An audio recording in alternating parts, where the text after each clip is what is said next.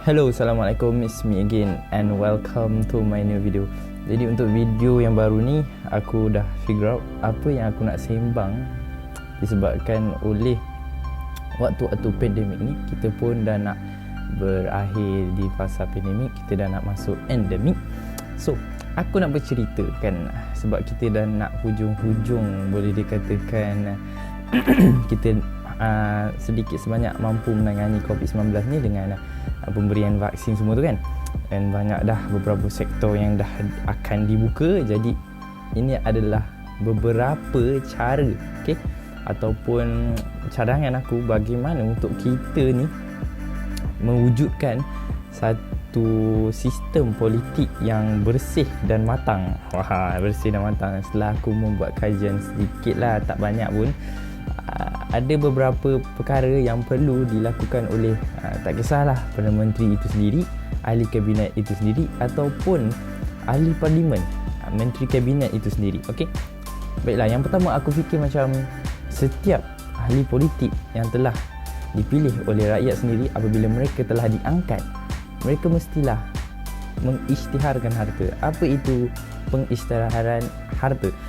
Pengisytiharan harta ni dia lebih kurang macam audit harta. Kita isytihar harta kita, berapa banyak yang kita miliki sebelum kita menjadi ahli politik and selepas ataupun semasa kita menjadi ahli politik.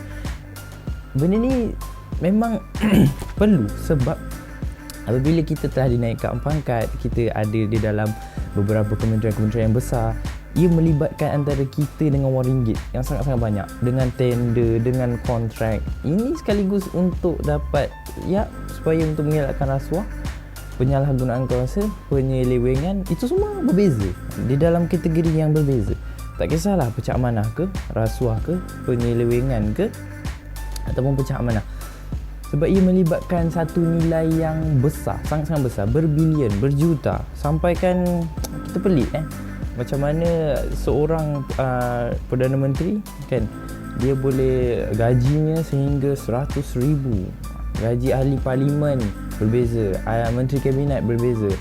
Cuma diorang punya gaji yang aku baca, dia punya basic adalah 27,000 ke 25,000, lebih kurang macam itulah. Yang perlu sebenarnya rakyat ni tahu. And then apa yang aku carilah, ada beberapa perkara yang aku cuba figure out yang sebenarnya perlu ke kan ahli-ahli politik ni ataupun wakil rakyat ni untuk mendapatkan satu jumlah wang ataupun gaji yang besar, sedangkan diorang ke mana-mana semuanya ditanggung oleh kerajaan. Pergi sana boleh claim, pergi sini boleh claim, makan ke, allowance pengangkutan, allowance pembantu, allowance pemandu kereta sekalipun. Okay, aku ada beberapa senarai lah allowance yang diterima oleh wakil-wakil rakyat ni lah. Okay, yang pertama aku ada baca sikit, ada allowance kerajaan sehingga 12,000, allowance menteri kabinet 4,000. Ini untuk lantikan bahagian kabinet lah.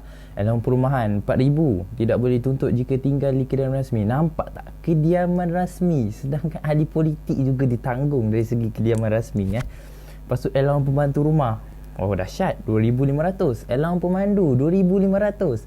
Allowance tetap ini berjumlah sehingga 25,000 sebulan. Cuba korang gandakan kan. Kalau macam yang ada di menteri kabinet tu sendiri kan, dia orang berbeza, dan asasnya basic je gaji diorang adalah 27,000. Macam mana yang aku tahu, parlimen yang sebelum ni ada menceritakan bahawa gaji untuk seorang menteri belia dan sukan 27,000. Okay. Kemudian ada lagi allowance yang diberikan. Contoh yang aku ada cari kat sini, ada lebih kurang macam menghadiri sidang parlimen 400 hari. Wow. Menghadiri mesyuarat atau bengkel agensi kerajaan 300 hari. Sebab itulah beberapa hari yang lepas kabinet telah dibuka, and then adalah beberapa ahli-ahli parlimen di pihak kerajaan yang tidak menghadiri sidang parlimen. Ya, 400 hari apa sangat kan. Allowance kerajaan pun ada juga, 2,500 sebulan. Bayaran khas 1,500 sebulan. Penerbangan, kelas mendagang dan perjalanan kereta api kelas pertama, itu juga ditanggung. Allowance hotel semasa di luar negara. Wow, masih di luar negara. Waktu-waktu pandemik pun ada yang pergi bercuti ke Turki, tapi bawa keluarga, tak tahu. Airline Hotel bila bekerja luar kawasan dalam negeri lebih daripada 32 km dari rumah, tidak lebih daripada 400 semalam. Maksudnya satu malam lah. Jika tidak menetap di hotel harian semasa bekerja luar kawasan, 100 malam domestik, 170 per malam antarabangsa. Ya, kalau pergi buat outstation ni takkanlah 1-2 hari je. Allowance makanan luar negara, allowance perjalanan tetap, allowance bahan api, allowance tour, allowance pemandu, bantuan pakaian majlis, black tie, maksudnya suit penuh lah. Tu semua ditanggung. Jadi kenapa perlunya ahli-ahli politik ni inginkan lagi kan, kenapa tak nak isytihar harta? Kerana pengisytiharan harta ni dilakukan 3 tahun sekali, ataupun sekiranya ada kenaikan sewaktu kenaikan pangkat. And then bila nak dikatakan kenaikan pangkat ni, sepatutnya sekiranya kita mempunyai prestasi yang terbaik, paling baik, kita diberi bonus kan, kita dinaikkan pangkat. Tetapi ada juga menteri yang dia menjadi seorang menteri pertahanan, and then kes makin tinggi, prestasi menurun, tetapi dinaikkan pangkat sehingga menjadi timbalan Perdana Menteri. Kemudian semakin tinggi sehingga puluhan ribu kes, sehingga ratusan kes kematian sehari. Kemudian dilantik sebagai Perdana Menteri. Hebat. Ya. Okey, kita teruskan. Itu yang pertama adalah isytihar harta. Okey, yang kedua adalah mestilah kita setiap, macam mana yang YB Muar, Syed Saddiq pernah buat dulu dekat Menteri Belia dan Sukan. Beliau dituduh mengambil berjuta-juta dekat Kementerian Belia dan Sukan. Dituduh sehingga disabitkan kesalahan, terpaksa pergi mahkamah, padahal benda tu dah lepas, siap. And then apa yang dia kongsikan adalah, pertama sekali apa yang dia buat apabila dia menjadi Menteri Belia dan Sukan dalam kementerian tersebut, diminta SPRM untuk teruskan penyiasatan apa yang berlaku terhadap Kementerian Belia dan Sukan. Politik hancur dengan amalan-amalan yang jelas. Saya minta SPRM masuk, ambil tindakan.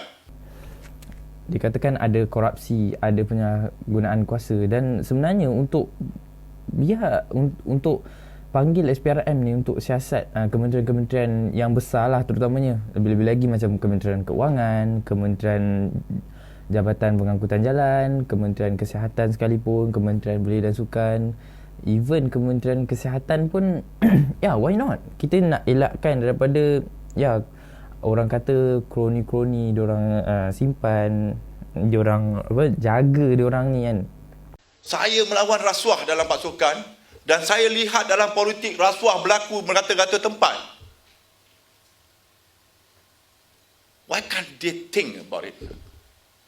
Mabuk kuasa sanggup melakukan perbuatan, membeli sana, mengugut orang ini, mengugut itu, rasuah nama dia. Supaya generasi-generasi yang seterusnya tak akan mengikut apa yang orang-orang atasan dia orang buat. Yalah, bayangkan yang apa yang aku tahu, pasukan Perak sekarang dah tersingkir ke Liga Perdana. And then sebelum krisis kewangan, isu gaji, tunggakan gaji yang berlaku dekat pasukan Perak tu sendiri, sebelum ni dipegang, presidennya adalah Menteri Belia dan Sukan kita yang sekarang. Korang boleh bayangkan tak? Dia punya prestasi macam tu, and then dia boleh dinaikkan pangkat macam tu kan. Aku jadi macam terkejut, macam mana dia boleh buat macam tu? And then didakwa yang untuk membaiki kos padang yang baru-baru ni isu hangat. Dia kata itu adalah salah faham. Dia kata dia ada kontak dengan Tengku Mangkutujoho yang mengatakan bahawa kos untuk membaiki padang Nasional Bukit Jalil tu kos menelan sehingga 10 juta kan. Lepas tu dia kata isu itu salah faham, di mana bukan setakat padang Nasional Bukit Jalil saja, tapi di seluruh kawasan Kuala Lumpur lah, padang sehingga menelan 100 juta. Jadi nampak kat situ dia seperti ada perkara yang dia cuba untuk sembunyikan. Aku pun tak dapat nak pastikan. Jadi itu adalah dua benda yang bagi aku cukup untuk menjadikan sistem politik kerajaan dekat Malaysia ni bersih. Okay? Kalau nak matang, sangat-sangat sukar. Ataupun menjadikan sistem politik dekat kerajaan Malaysia ni lebih matang dengan pihak kerajaan, pihak pembangkang ke, kalau boleh jangan ada jurang. Tolong jangan cari salah. Even kau rasa kau kat pihak pembangkang, kau perlu persoalkan, kau perlu isukan apa masalah yang kerajaan ni buat, itu tak kena, ini tak kena. Tak perlu. Cuba cari jalan penyelesaian. Aku respect sangat ketua pembangkang sekarang yang jarang sekali dia cuba meninggikan suara ataupun menaikkan suara. Dia just macam dia tidaklah mengeluarkan kata-kata yang kesat. Dia cuba bersabar kan dengan sebarang tomahan yang diberikan oleh pihak kerajaan sekalipun. Jadi apa masalahnya kalau kita berbaik-baik,